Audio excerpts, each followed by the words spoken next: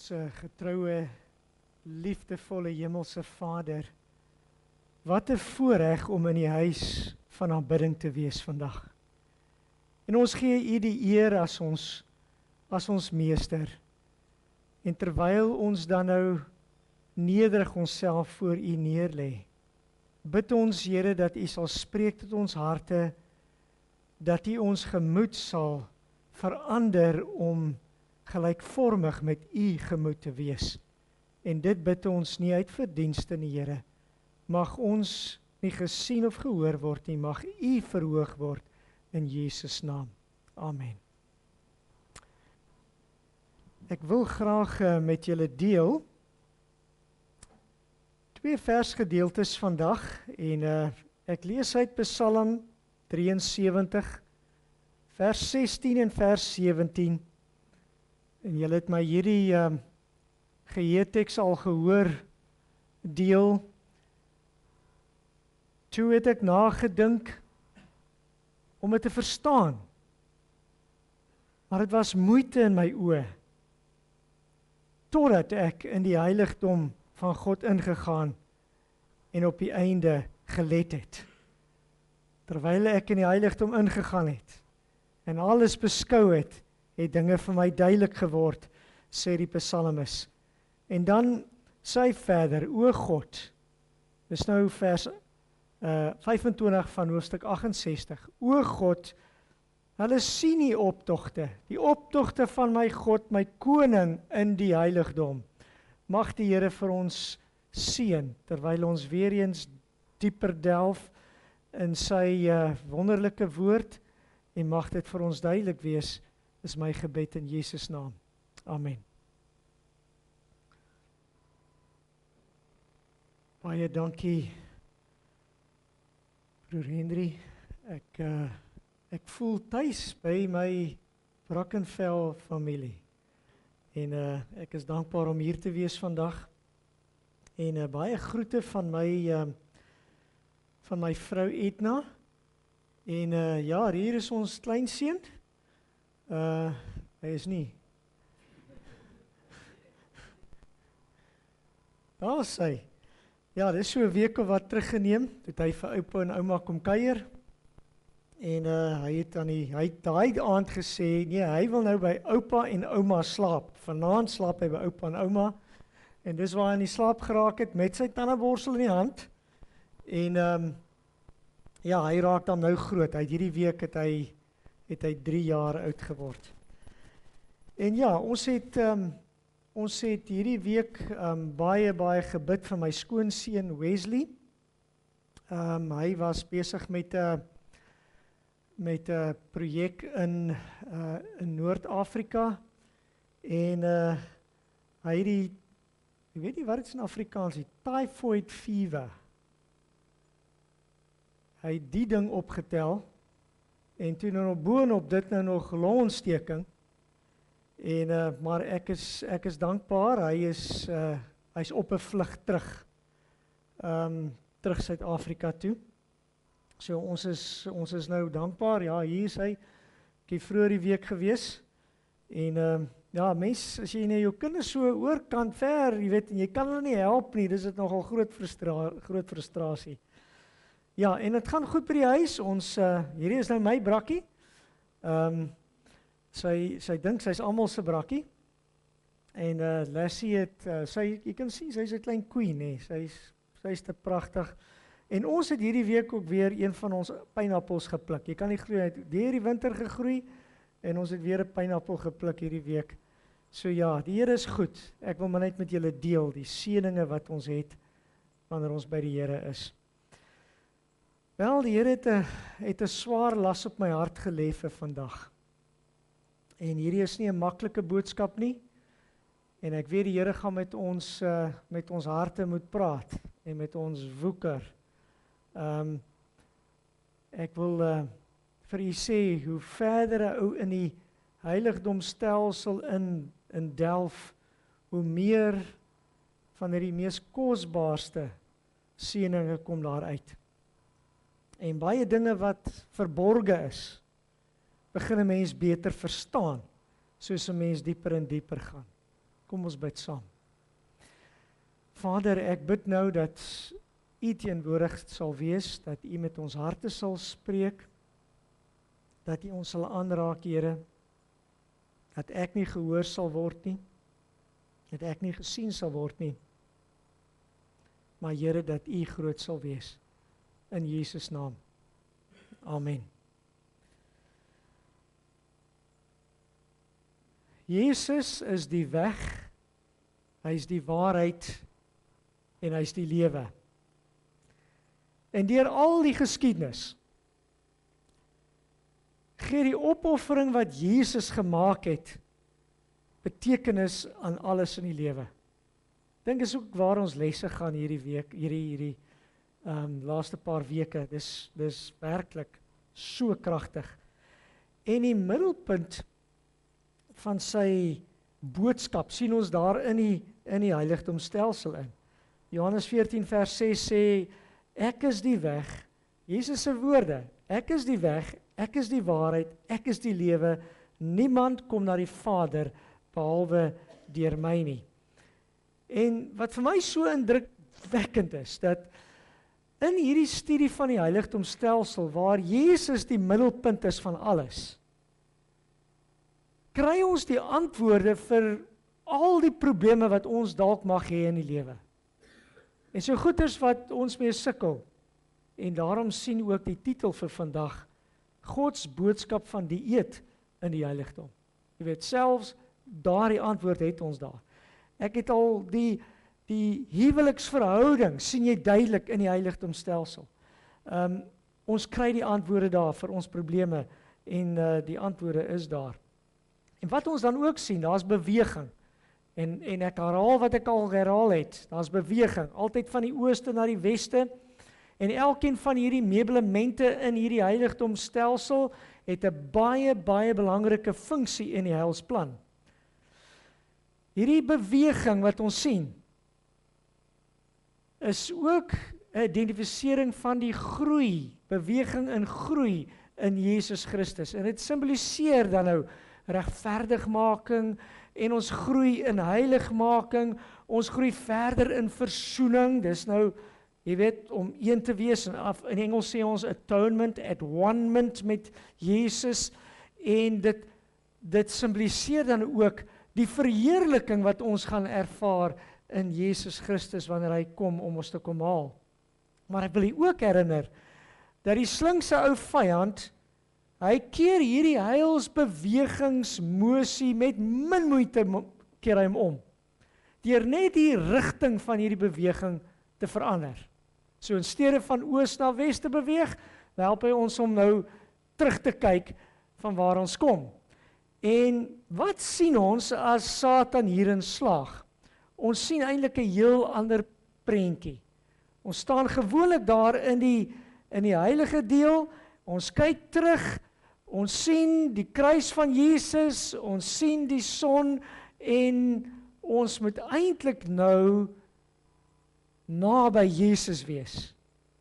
Is julle met my? En waar is Jesus? Waar is hy op hierdie oomblik? In die allerheiligste. So die duiwel maak seker dat elke detail van God se plan van verlossing, dit nagemaak word in iets wat vals is. Dis nie die werklike nie. En daarom vind ons dan nou ook dat ons sit met keuses. Elke dag sit ons met keuses. Dis 'n aardse oorlog wat ons sien. En dis 'n keuse, en Satan wil ons graag mislei om die verkeerde keuse te maak. En so stig hy sy eie koninkryk op grond van misleiding en selfs geweld. En ons het hierdie keuse, is dit vir God, Yahweh wat ek aanbid, of gaan ek die son aanbid? Dis eintlik waarop dit neerkom vandag. Dis 'n stryd om jou te wen. Dis 'n stryd om God te aanbid of 'n luciferiese aanbidding te volg. Net een van hierdie twee opsies is daar vir ons. En ons leef in hierdie aarde met hierdie stryd. Daar's geen tussenin nie. Daar's geen tussenin nie. Ek wil hier daarop wil ek die aandag vestig. Nou hier in die heilige plek waar ons heiligmaking beleef, waar ons bid, en dis wat die reukofferaltaars voorstel, ons lees die woord, dit is waar die tafel van toonbrode sal voorstel, dis waar ons getuig, dis waar die lampstaander voorstel. Hierdie is alles simbole wat baie belangrik is en waarvan ons deel moet hê op 'n daaglikse basis. So hierdie is maar net die opsomming van wat ons al in die verlede gedeel het. God het my beïndruk om nog 'n baie belangrike faktor met u te deel. En dit het werklik belang by elkeen van ons as persoon. Dit is nie net sommer so nie. Dis nou op ons as persoon het dit betrekking. En aangesien daar net een manier is wat na God se teenwoordigheid lei, is daar net een manier om fiks en gesond te bly. Daar's net een manier. En hier kom 'n baie kragtige stelling uit 'n aanbevole boekie, Counsels on Diet, en ek gaan dit net soos dit daar is lees. Ek gaan dit in Engels lees. There are many ways of practicing the healing art, but there is only one way that heaven approves. God's remedies are the simple agencies of nature that will not tax or debilitate the system through their powerful properties. Pure air and water and cleanliness and proper diet, purity of life and a firm trust in God are the remedies for the want of which thousands are dying, yet these remedies are going out of date because their skillful use requires work that people do not appreciate. So die Here gee vir ons hierdie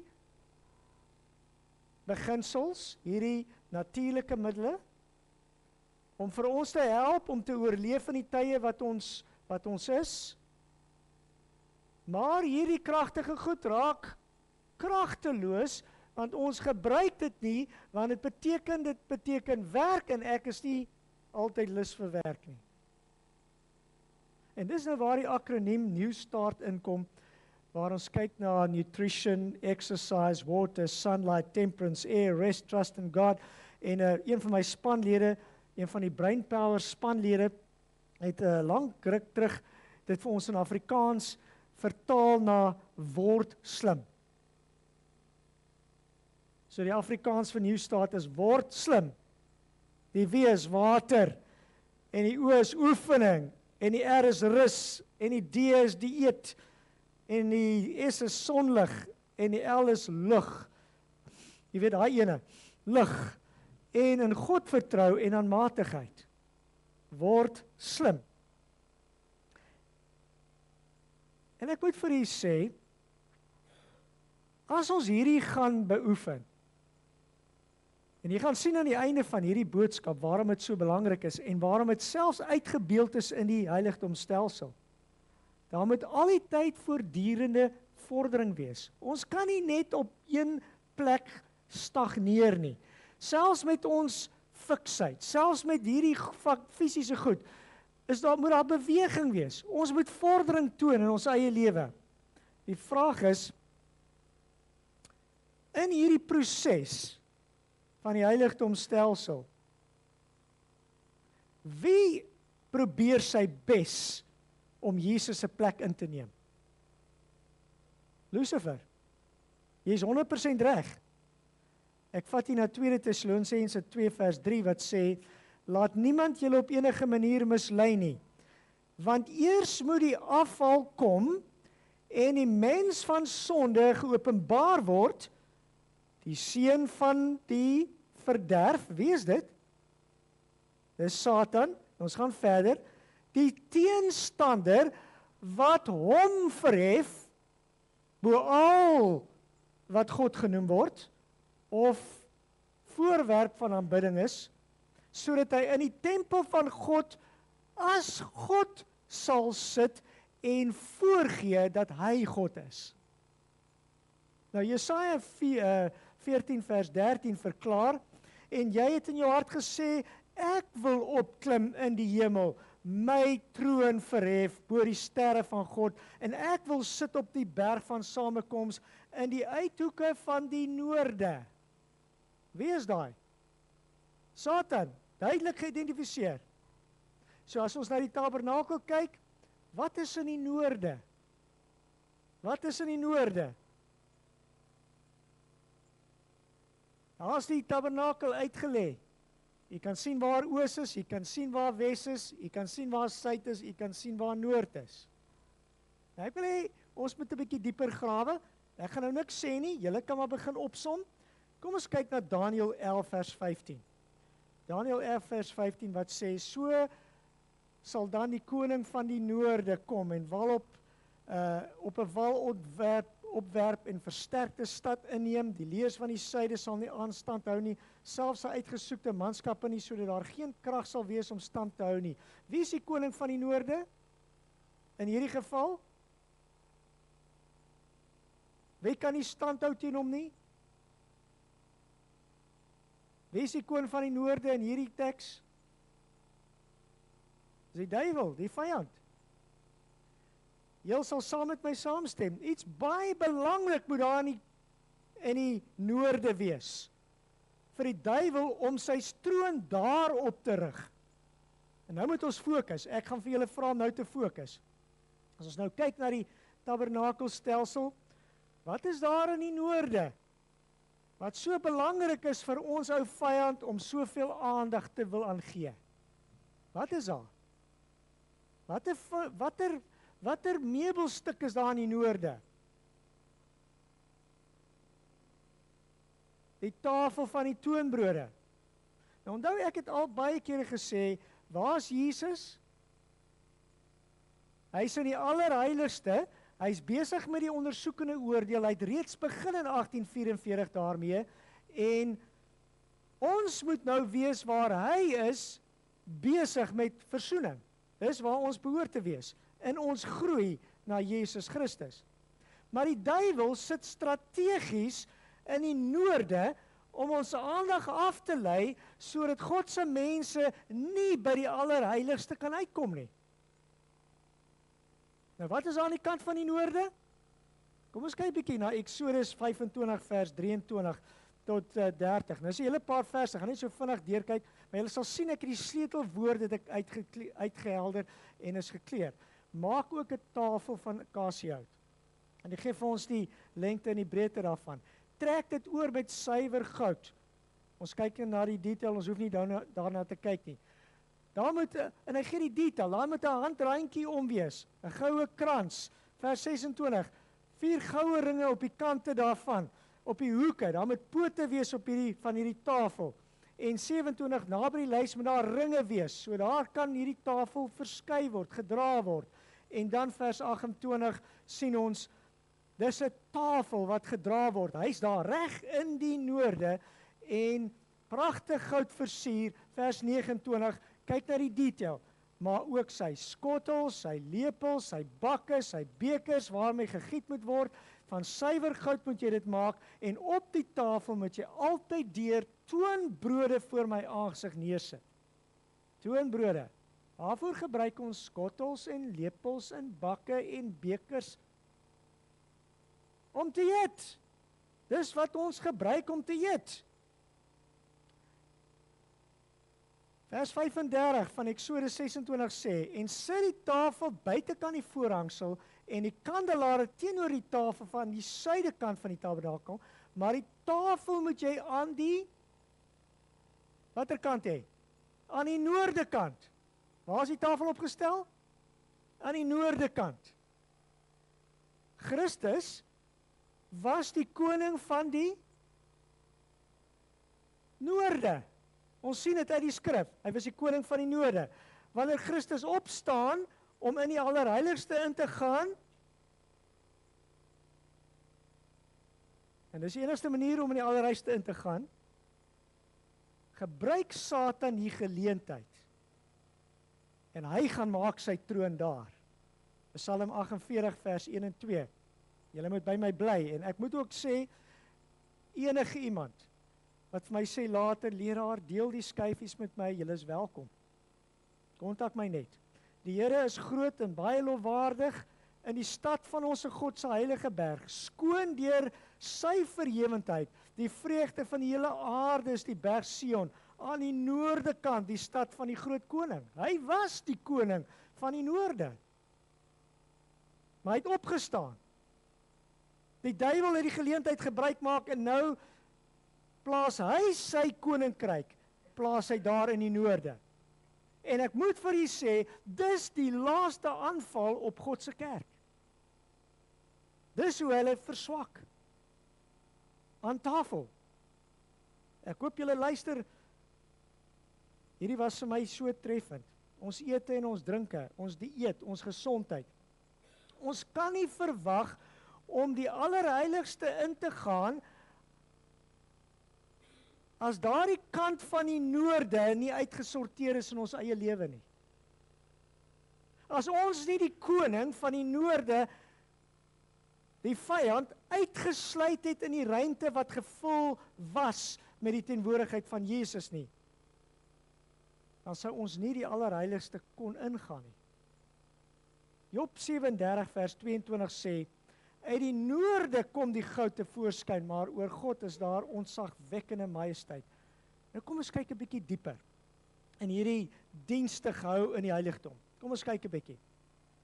In die heiligdom was daar hoofsaaklik 2 dienste.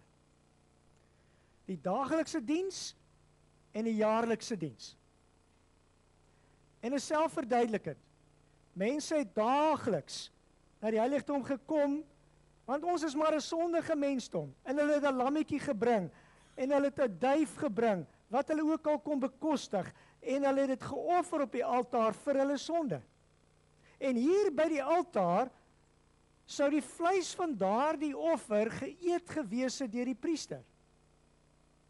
Die priester sou dan van die voorhof tot binne in die heilige deel, sou hy instap met die vleis nog steeds in sy mond besig om dit te kou. Dis wat sou gebeur het. Met die jaarlikse diens, met die Yom Kippur, sou die priester van die heilige, en is die hoëpriester, van die heilige na die allerheiligste beweeg het, en daar was dan geen slagting nie. Dit wat in die voorhof gebeur het, het daar gebeur. Dit het nie gebeur in die allerheiligste nie. Wanneer die priester in die allerheiligste inbeweeg het, is daar geen eet van vleis betrokke nie. Glad nie. Tydens die sondoffer is vleis geëet vanaf die binnehof tot by die heilige plek. Volgens Levitikus 7 vers 6, wat sê, en die priester moet dit op die altaar aan die brand steek, as die vuuroffer aan die Here, dis 'n skuldoffer. Almal wat manlik is onder die priesters mag dit eet, dit moet geëet word in die heilige plek, dis hoogheilig. Maar baie belangrik, voordat jy in die allerheiligste ingaan, was daar vir my klaarblyklik 'n dieetverandering. En terloops, met hierdie gesondheidshervorming was daar nog iets wat die priester moes gedoen het. Die priester moes sy klere verander het. So daar was ook 'n kleredrag vir hervorming betrokke. Jesegiel 42 vers 14 sê, en as die priesters ingaan, dan mag hulle nie uit die heiligdom uitgaan na die buitenste voorhof nie, maar daar moet hulle klere neersit wanneer hulle diens gedoen het, want dit is heilig. Hulle moet ander klere aantrek en dan nader kom na die ruimte wat vir hulle volk bestem is. Dus is daar nie net hierdie dieetsverandering nie, maar as ook 'n kleredrag hervorming. Nou kom ons spandeer net 'n klein bietjie tyd in die noorde. En dis waar die brood 1 keer per week omgeruil is. Die priester sou in die heiligdom inkom om hierdie brood te verander. En hierdie verandering van die brood het op een spesifieke dag gebeur. En dit is op watter dag, kan julle onthou? Dit was op 'n Sabbat. So as mense gesien het, Die priester loop in, onthou, hulle het nie kalenders gehad nie, hulle het nie horlosies gehad nie. As hulle sien, hy loop in, dan was hulle herinner, dis Sabbat vandag, ek kan dit nie vergeet nie. Hy het gesien hoe die priester inloop, en hy dra die brode in, hulle het geweet, dis Sabbat, dis wanneer dit gebeur. En geliefdes, ek wil hier nou mooi luister. As die brood nie vir jou belangrik is nie, as dit wat in die noorde is nie vir jou belangrik is nie, sal die Sabbat ook nie vir jou belangrik wees nie. As ons die dinge van die noorde nie uitgesorteer het nie, dan is ons in die moeilikheid. Kom ons kyk 'n bietjie nader. Levitikus 24 vers 5 tot vers 9. Nou gee dit hier baie en ek gaan ook nie weer detail nie, maar kyk bietjie saam met my na die hoofdrukke. Jy moet ook fyn meel neem, 12 koeke daarvan bak. So daar was 12 toonbrode gebak. En vers 6, 2 stapels, 6 en 6 op die tafel, op hierdie reintafel voor die aangesig van die Here. Vers 7, by elke stapel moet daar 'n suiwer wierook bygevoeg word. En ons sien dan op elke Sabbatdag vers 8 moet hy dit gedurig deur voor die aangesig van die Here regsit van die kant van die kinders van Israel as 'n ewige insetting. Dit het belang vir altyd. Hierdie begrip het belang vir altyd. Dit sal van ewiglik toepassing wees. En dan vers 9. En dit moet aan Aaron en sy seuns teekom. Hulle moet dit in die heilige plek. Sê gou saam met my, wat sien julle? Hulle met die heilige plek, wat hulle moet hulle doen? Eet. Want as iets hoogheiligs behoort dit aan hom uit die 4 offers van die Here 'n ewige insetting. So ek wil hê julle moet nou 'n bietjie geduldig wees met my. Terwyl ons bietjie kyk na hierdie besonderhede. Ek gaan nou uit die boekie Die Groot Stryd, Great Controversy. Ek gaan nou net so in kyk Great Controversy uitlees, bladsy 624 wat sê, as the crowning act in the great drama of deception, Satan himself will personate Christ. The church has long professed to look to the Savior's advent as the consummation of their hopes. Now the great deceiver will make it appear that Christ is coming. Julle is met my. Hierdie is die groot vervalsing wat Satan bring op die einde. Hy sit homself in die plek van Christus op die noorde, waar Jesus gesit het. In different parts of the earth, Satan will manifest himself among men as a majestical being of dazzling brightness, resembling the description of the Son of God given by John the Revelator. As the crowning act in the great drama of deception, Satan himself will personate Christ. Julle is met my. Kom ons kyk verder. Satan will manifest himself among as a majestical being, dazzling brightness. The glory that surrounds him, unsurpassed by anything that mortal eyes have yet beheld. The shout of triumph rings out upon the air. Christ has come. Christ has come. The people prostrate themselves in adoration before him. And while he lifts up his hands and pronounces a blessing upon them, as Christ blessed the disciples when he was upon the earth, his voice is soft and subdued, yet full of melody. In gentle, compassionate tones, he presents some of the same glorious heavenly truths which the Savior uttered. Luister mooi. He heals the diseases of the people. And then, in his assumed character of Christ, he claims to have changed the Sabbath to Sunday, and commands all to hallow the day which he has blessed. My liewe broer en suster, ek stel dit aan u, as u nie die koning van die noorde oorwin, wat besig is om Christus aan die tafel na te boots nie, sal ek hierdie valse leer ook nie oorwin nie. Ek wil hier saam met my lees in die boekie Counsels on Diet and Foods. It sê, the health reform I was shown is a part of the third angel's message. Ek deel dit met u. Die Here plaas dit op my hart, nie oor ek wil kontensie veroorsaak nie. Nie omdat ek wil verskillende gedagtes hier bewerkstellig nie, maar ek glo 'n waarskuwing aan die Here se kinders vir die tyd wat ons in leef. The health reform I was shown is a part of the third angel's mission, and is just as closely connected with it as are the arm and the hand with the human body. En baie keer sê ons, ja, dis gesondheid, kom ons gooi dit daar, dan nie met ons uit te waai nie. Dit het niks met verlossing uit te waai nie, ek stel nie, dis deel van die 3 engele boodskap. I saw that we as a people must make an advanced move in this great work. Ministers, nou dis ek. And people must act in concert. God's people are not prepared for the loud cry of the third angel. They have a work to do for themselves, which they should not leave for God to do for them. He has left this work for them to do. It's an individual work. Ek kan nie 'n bord skep vir jou nie. Dis iets wat ek moet doen. Dis 'n besluit wat ek moet maak. Ek kan nie verwag iemand anders moet vir my 'n bord skep nie. Let us cleanse ourselves from all filthiness of the flesh and the spirit, perfecting holiness in the fear of God. En nou hier is die sleutelwoorde. En ek wil hê jy moet mooi verstaan wat Satan nou gebruik. Gluttony is the prevailing sin of this age. Wat is gluttony?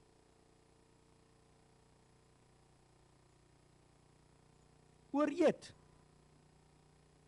Ooreet. Lustful appetite. Wat is lustful appetite?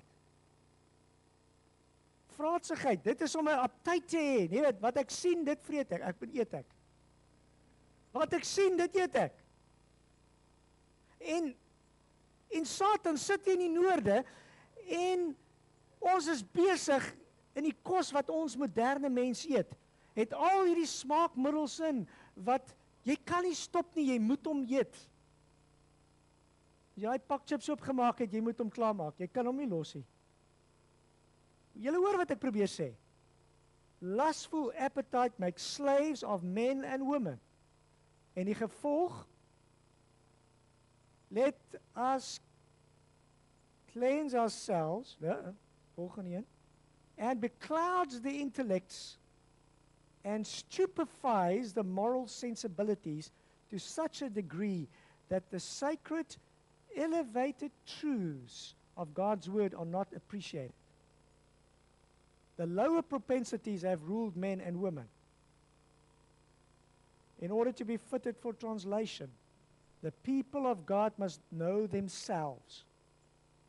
En ek moet vir julle nou sê, dis wat hierdie boodskap baie moeilik maak, want dis nie lekker om jouself te begin verstaan nie.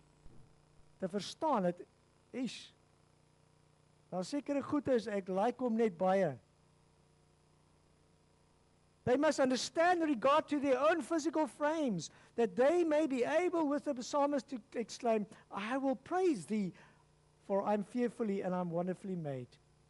They should ever have appetite in subjection to the moral and the intellectual organs.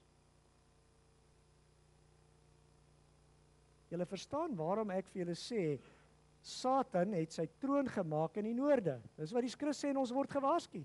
In die tyd wat ons leef, is dit wat ons van koers af gaan vat. Soveel so, dat ek sal nie kan staan selfs vir die Sabbat nie. Groot waarhede kan geleer word deur bloot na hierdie hemelse heiligdom te kyk en dit te bestudeer. Ons het tyd nou hier in die noorde deurgebring. Maar ek wil graag hê, ons moet nou in die allerheiligste ingaan waar Jesus tans is. Dan sien ons die progressiewe beweging na daardie ideaal wat die Here graag vir Adam en Eva in hulle sondelose toestand voordat hulle geval het, hy graag hulle wil sien. In die hartjie van die heiligdom was die verbondsark. Binne in hierdie ark was daar 'n paar goed. Wat was dit gewees? Ja, daar was manna, Daar was Aaron se staf en daar was die 10 gebooie. Nou Hebreërs 9 vers 3 tot 5 gee vir ons aanleiding. Ek gaan weer net vinnig hierna kyk. Dit sê nou agter die tweede voorhangsel, die tabernakel wat genoem word die allerheiligste, waar 'n goue wierookbak was, die ark van die verbond, rondom heeltemal met gou oortrek, goue kruik met manna, die staf van Aaron wat gebloei het, baie belangrik gebloei het, en die tafels van die verbond. En nie net vind ons hierdie 10 gebooie daar nie, maar ook die manna, ons sien die staf van Aaron, en vraagie, wat beteken dit as dit sê, hierdie staf het gebot? Wat sê dit? Want ek weet van 'n menslike hoogpunt, hier is 'n toolbox, hier is 'n staf hier binne en hierdie staf blom en hy bloei. Hy lewe. Numeri 17 vers 8 sê, en toe Moses die volgende dag in die tent van die getuienis ingaan, kyk, daar het die staf van Aaron vir die huis van Levi gebloei. Dit het bloeisels laat uitsprei. Dit het blomme laat opgaan en amandels laat ryp word. Dit het amandels gebot.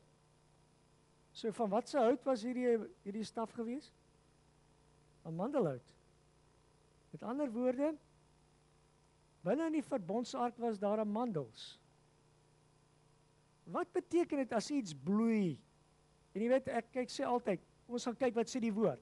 So ek gaan na Genesis 40 vers 10 toe, wat sê, en aan die wingerdstok was 3 ranke, skaars het hy gebot. Daar was bloeisels, en sy trosse het ryp druiwe geword. So, wanneer dit bot, wanneer dit bloeisels, beteken dit, daar het ryp druiwe gedra. Daar was vrugte gewees. So, Aaron se straf het ook vrugte opgelewer. Die ark het in die allerheiligste kos bevat. Wat se kos sien ons daar? Mandels, vrugte. Daar was ook, wat was in die goue bak? Manna. Kom ons lees 'n bietjie daar wat sê Psalms 78 vers 24. En hy het manna op hulle laat reën om te eet. Koring van die hemel aan hulle gegee. Nou ons weet nie presies wat hierdie manna presies was nie, maar Dawid vergelyk dit met die koring van die hemel. En die Hebreëse woord, as mense dit nou sou direk vertaal, dan sou dit, jy weet, vertaal na milies. Dit sal vertaal na dagan, wat koring of wat graan beteken, volgens die Strong's Konkordansie. En ons kan ook kyk aan Numeri 11 vers 7 wat sê die manne was soos koriandersaad. Dit gelyk na 'n balsemgom. So ons het 'n lysie hier van wat is hier in die allerheiligste? Wat is daar? Vrugte, neute, graan. Is ek reg? Dis wat ons nou net gesien het. Maak dit vir julle 'n koneksie. Vrugte, neute, graan. Wat 'n koneksie maak julle?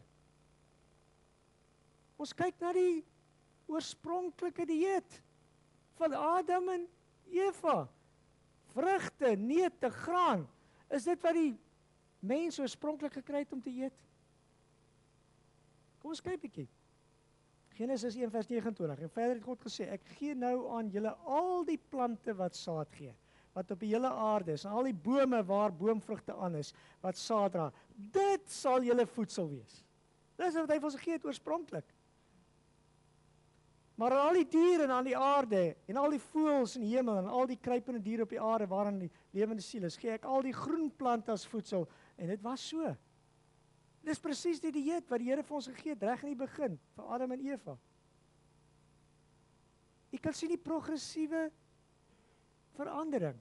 God begeer dat ons moet terugkeer, dat ons moet die oorspronklike dieet, want dis wat in die hemel gaan wees.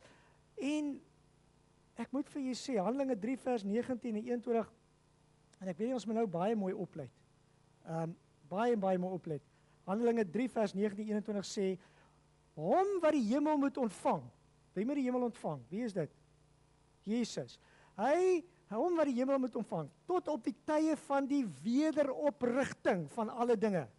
waarvan God van die ouds af gespreek het deur die mond van sy heilige profete. So as ons kyk na hierdie eerste deel hier van hierdie vers 21, hom wat die hemel moet vang. Let op, die Here Jesus moet ontvang tot op die tye van die wederoprigting van alle dinge. Dit beteken Jesus sal 'n sekere tyd in die hemel bly. En daardie tyd is nou nie seker nie, want niemand weet wanneer hy sal terugkeer nie. Maar ons het 'n idee op die tyd van die wederoprigting van al hierdie dinge. Wanneer ons hierdie goeders begin verstaan, Jesus sal nie terugkeer voordat alles binne sy volk is herstel is nie. Die wederoprigting. Nou, dit beteken nie alles op hierdie aarde moet herstel word nie, want daar gaan 'n nuwe hemel wees en 'n nuwe aarde. Wat herstel praat hy hiervan? Het ek julle verloor? Dis 'n herstel van ons. Dis 'n herstel van ons. Niks anders as daardie sondige toestand waarin God nog altyd, waar ons nou was en God nog altyd wou gehad het, ons moet weer soos Adam en Eva wees, maar sondeloos, soos in die tuin van Eden. So hy sal nie terugkeer voordat ons in 'n toestand is waar ons hierdie begrip verstaan nie. Ons het nou reeds geleer van die dieet wat Adam en Eva gehad het, terwyl hulle 'n sondelose toestand was. God wil hê ons moet sy genade ontvang deur Christus en meer in daardie toestand bewees. En ek moet vir julle sê, ons sê altyd van dit is onmoontlik. Dit is onmoontlik. Maar tog sê hy in 2 Korintiërs 12 vers 9, my krag word in swakheid word dit. Luister 'n bietjie hier. En hy het vir my gesê, my genade is vir jou genoeg, want my krag word in jou swakheid volbring. Dis wanneer ek sterk word. Dis wanneer ek sterk word. Kom ons kyk na 'n baie belangrike aanhaling hier weer in die boekie Counsels on Diet. Dit sê, God has permitted the light of health reform to shine upon us. Mense, as nou ooit in hierdie preke tyd is vir julle nou moet fokus, is dit nou. God has permitted the light of health to reform to shine upon us in these last days, that by walking in this light, we may escape many of the dangers to which we shall be exposed. God het nie vir ons gegee om ons te beperk nie, om daai lekker smake te mis nie. Nee, my liewe Brackenfell kerkfamilie, ek wil hê julle moet nou fokus.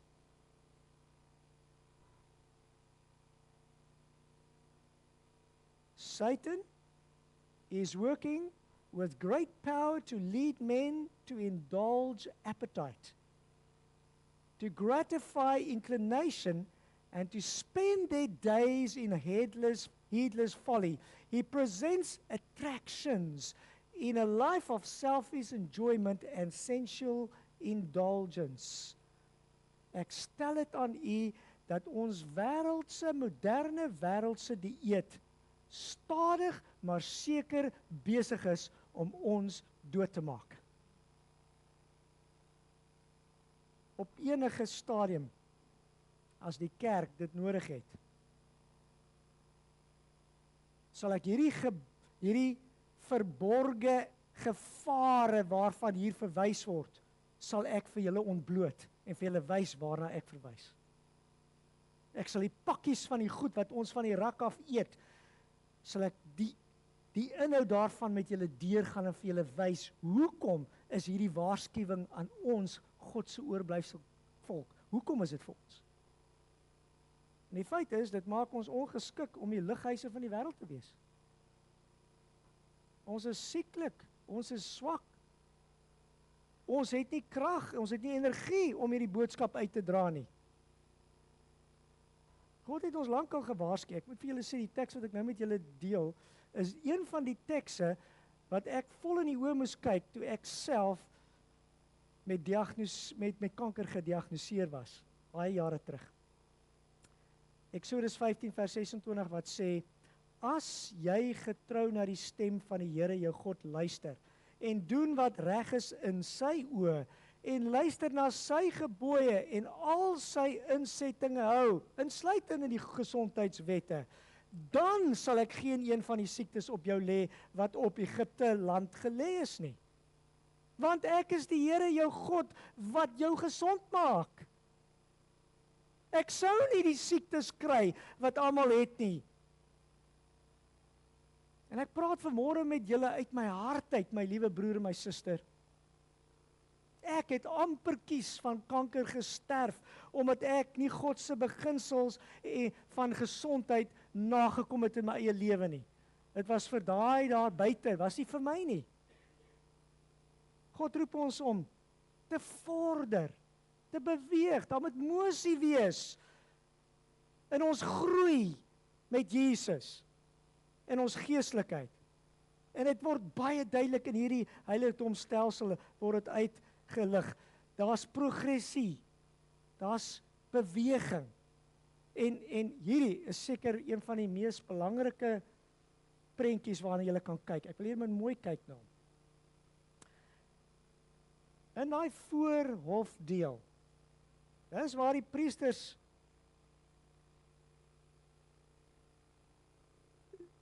dit geëet het wat die Here tydelik vir die mense gegee het om te eet, toe daar niks anders was nie. In die heilige plek ervaring, en ons praat hier van ervarings. Jy sien, ons het 'n groei ondervinding met Jesus in die voorhofgedeelte. En dan beweeg ons in die heilige plek ervaring. Dis waar ons daardie gemeenskap en uitvoering van ervaring met Jesus Christus het. Hier het die priesters net toonbrode geëet. En dan wanneer hy in die allerheiligste ingegaan het, dis waar die rypwording van ervaring met Jesus Christus, daar het hulle vrugte en neute en grane gevind in die heiligdom. Ek wil dit aan julle stel, my broer en suster, Daniël sou nooit die prestasie kon bereik het om 10 maal wyser te wees as hy nie in sy eie hart voorgenem het om homself nie met die koning se kos te verontreinig nie. As hy dit nie gedoen het, hy sou nie daar kom wees nie. Hy wou nie deur die beperkings van hierdie wêreld aangehou word nie. Die vraag, weerhou ons onsself dalk terug van 'n rypwordingservaring in Jesus Christus as gevolg van onverskilligheid ten opsigte van hierdie boodskap? Of is dit bloot net ek volg Jesus of ek volg Yahweh? Ek volg Jesus of Jesus Yahweh of ek volg sonaanbidding? Dis die vraag. Jy sien, ek moet vir julle sê, as ek kyk na hierdie heiligdomstelsel, is baie duidelik dat die duiwel is nie gelukkig wat gebeur nie. Hy is ook nie gelukkig met hierdie boodskap wat ek vandag aan u gebring het nie. Hy praktiseer baie duiwelse planne. Al wat hy doen is, hy gaan net die rigting van die emosie verander. Maar ek nou met my rug na God se wet, God se plan van herstel, ek gaan met my rug daarna wees en ek kyk terug daarvandaan waar ek gekom het. Daar in die binnehof. Daar waar die priesters die vleis moes eet, beteken jou rug is na die ark, die wet wat daarin is, alles wat daarmee saamgaan. En hy por jou aan en hy sê, kyk weg van Yahweh, want dis waar Yahweh is. Kyk na die son wat, en jy sal okay wees. En soos wat ons nou gelees het in die groot stryd, met mooi woorde, sê hy vir hulle, wees kalm, alles is reg. Al hierdie kos wat julle hier eet van die rakke af, dit is deur 'n raad geïnspekteer, dis reg, dis veilig, julle kan dit maar eet. Alles wat so lekker smaak, dis reg, dis getoets, julle kan maar eet.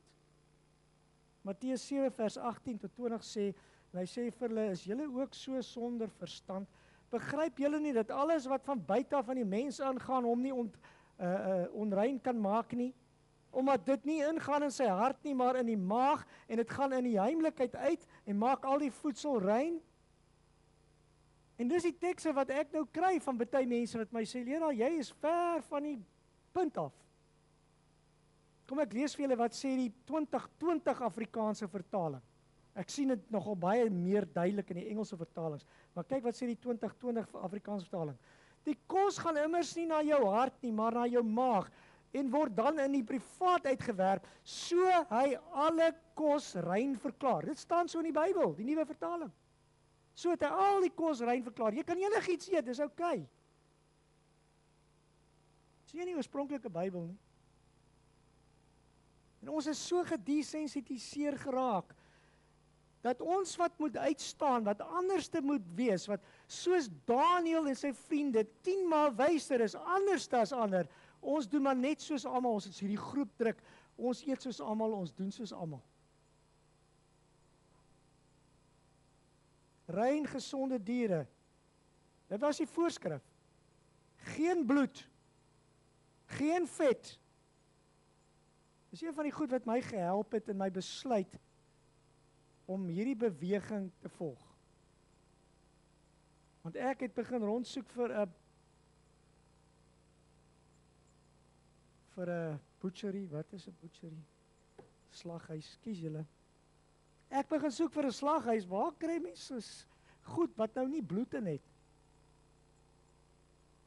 Ek het eindig by die ortodokse Joodse slagpaal is, waar hierdie bloed uitgewas is.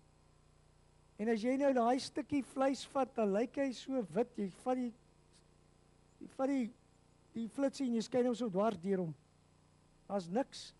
En dan gaan proe jy vir hom, jy proe na niks, proe sleg. Nou moet jy die ding vol krye gooi om die dinge, en dit is hoe hy geëet is. Die Here sê, moenie die bloed gebruik nie, want dit is waar die probleem lê. Moenie die vet gebruik nie. God was baie spesifiek met sy dieet. Handelinge 10. Ek spreek iets aan wat iemand anders vir my sê. Petrus het hierdie visioen gehad van die laken. Dan vers 12. Vers 12 van Handelinge 10. Kyk in julle Bybels of dit so is of nie. Moenie glo wat ek sê nie. En daar is al hierdie viervoetige diere en wilde diere en reptiele en voëls van die hemel in hierdie laken. In vers 13 hoor Petrus hierdie stem wat sê, staan op Petrus, slag, eet. En God gee hom hierdie opdrag 3 keer, hy doen dit nie. Ek bedoel, God sê vir hom, doen dit. Hy doen dit vir 3 keer nie. Nou, volgens wat ons pas nou daar in die Nuwe Testamentiese vertaling gelees het, 4 dekades vroeër, maak dit mos nie sin dat Petrus nie slag en eet nie, as dan nog gesê is, jy kan enigiets eet. Is julle met my? Hier verwerp Petrus hierdie onrein kos. Vers 19, en terwyl Petrus nadink, so julle 'n paar verse later, en terwyl Petrus nadink oor die gesig, sê die Gees van hom, vir hom, daar is 3 manne wat jou soek. Absoluut niks met kos uit te waai nie. Petrus het in hierdie visioen gesien, dat God hom nou toegelaat het, om met heidene kontak te maak, iets wat in die Joodse kultuur nie toegelaat was nie, dit was taboe, jy praat nie met heidene nie. En dan beloof die Here vir ons hier in Openbaring 3 vers 21, hy sê, aan hom wat oorwin, sal ek gee om saam met my te sit op die troon. Soos ek ook oorwin het, en saam met my Vader op sy troon gaan sit het. En ek moet vir julle sê, die Here pleit by my, die Here pleit by u, my broer en suster. Openbaring 3 vers 20 sê, ek staan by die deur en ek klop, as iemand my stem hoor en die deur oopmaak, ek sal ingaan en hom toe en na hom toe kom en saam met hom, baie interessant, maaltyd hou. En dan gaan hy waarsku, daar gaan nie choppies en steak daar wees by daai maaltyd nie. Ek gaan ingaan na hom toe en saam met hom maaltyd hou en hy met my, hy kan saam met my eet. Die Here wil saam met ons eet. Openbaring 2 vers 17 sê, wie 'n oor het, laat hom hoor wat die Gees van die gemeente sê. Aan hom wat oorwin sal ek gee om te eet van die verborge manna. En ek sal hom gee 'n wit kuursteen en op die steen 'n nuwe naam. So gaan nie net kos kry, lekker hemelse kos kry nie. Ek gaan ook 'n naam kry wat niemand ken nie, behalwe hy wat dit ontvang. Ek gaan daai naam kry. Ek gaan 'n troetelnaam hê wat die Here my gaan gee. Sien, ons gaan manna kry.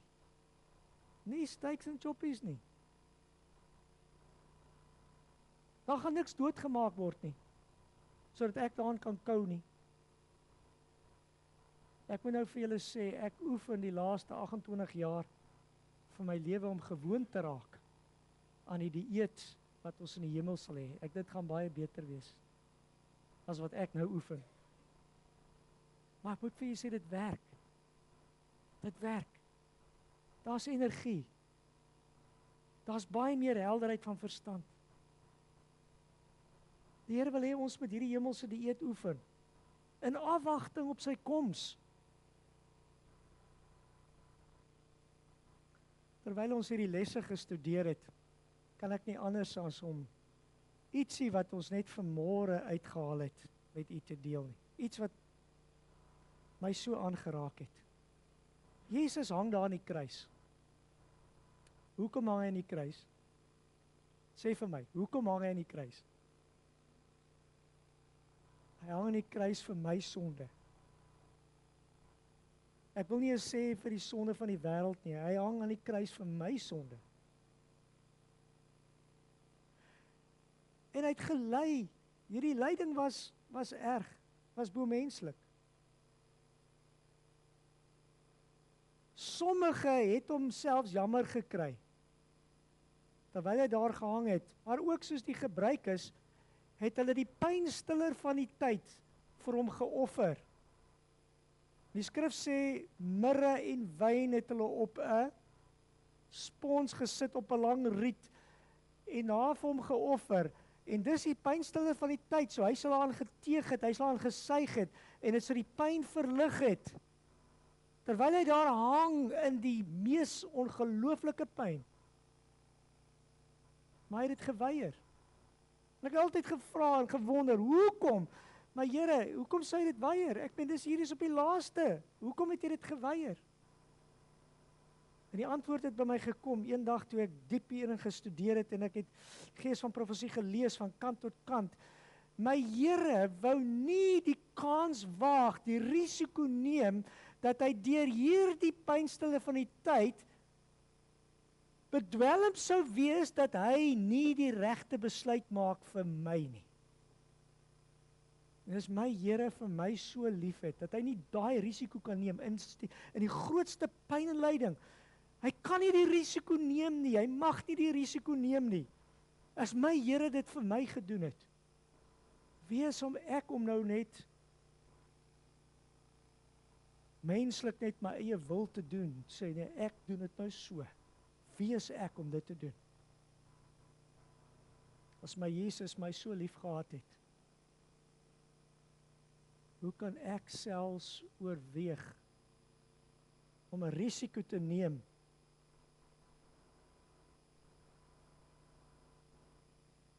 wat potensieel my redding sou kos? Ek hoop jy hoor wat ek sê. En ek kan vir julle sê, in 28 jaar wat ek hierdie besluit teruggeneem het, was dit nie altyd maklik nie.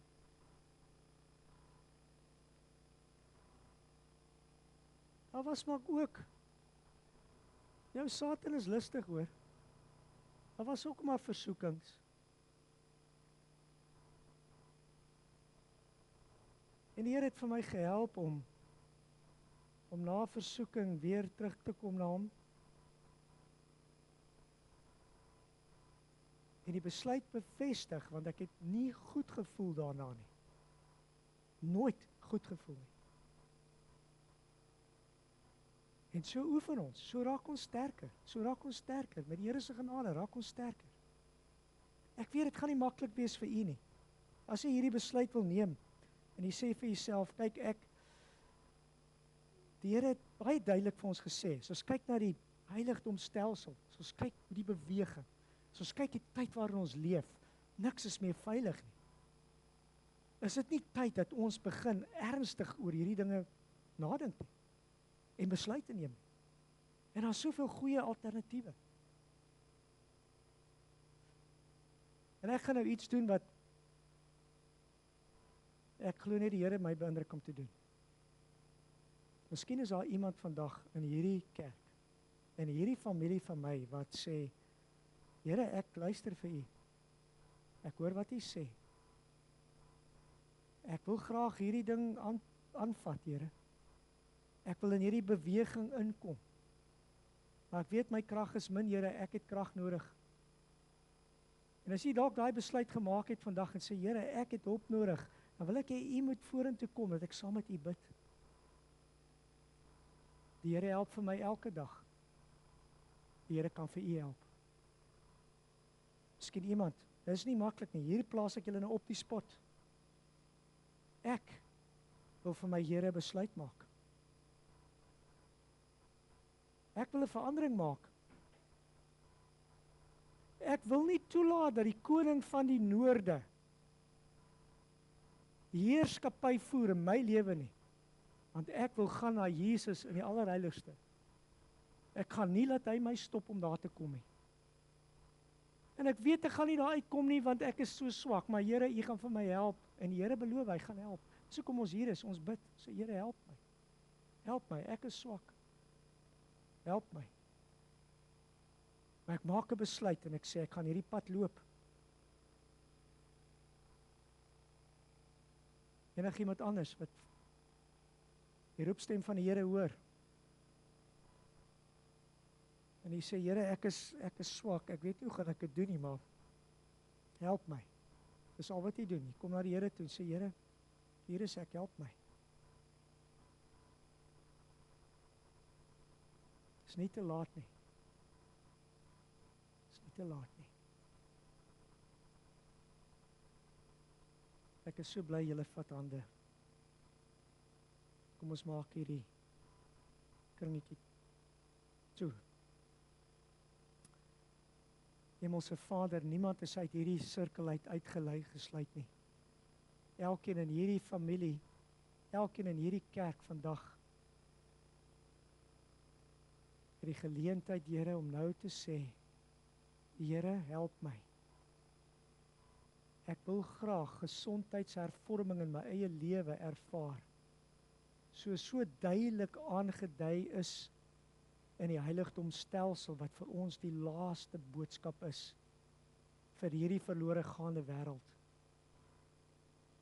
Here, die wat spesifiek hier in hierdie kringetjie sê vandag, Here, ek vat hierdie uitdaging aan. Maar ek het nie genoeg krag nie, help my. Dis hoekom hulle hier is. Help my, Here. Gee my die deursettingsvermoë om te sê, nee, dis nie goed nie. As my Here, my Jesus aan die kruis, en al daai pyn en al daardie ellende, kon weier om iets te neem wat 'n risiko vir ons sou inhou. Here, wie is ek om risiko's te neem? Help my, Here. Wees my genadig. Gaan nie een van ons verby nie. Versterk ons met u Gees.